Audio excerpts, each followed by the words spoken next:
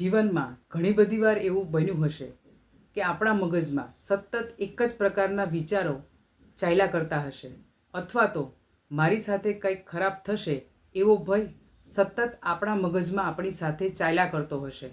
જો તમને પણ આવા નેગેટિવ વિચારો સતત આવ્યા કરતા હોય તો તમે ચેતી જજો, કારણ કે ઓવર થિંકિંગથી તમારો આત્મવિશ્વાસ ધીરે ધીરે ઘટતો જશે અને તમારા મનની શાંતિ ધીરે ધીરે અશાંતિમાં ફેરવાતી જશે.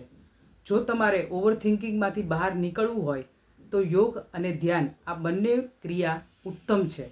સાથે તમે થોડી મનગમતી પ્રવૃત્તિ પણ કરી શકો છો. છેલ્લે એટલું જ કહીશ કે જ્યાંથી વિચારો અટકશે ત્યાંથી જ તમને મનની શાંતિ મળવાની શરૂઆત થશે. તો ચાલો મારી સાથે આ એકવાર પ્રયત્ન ચોક્કસ કરી જુઓ.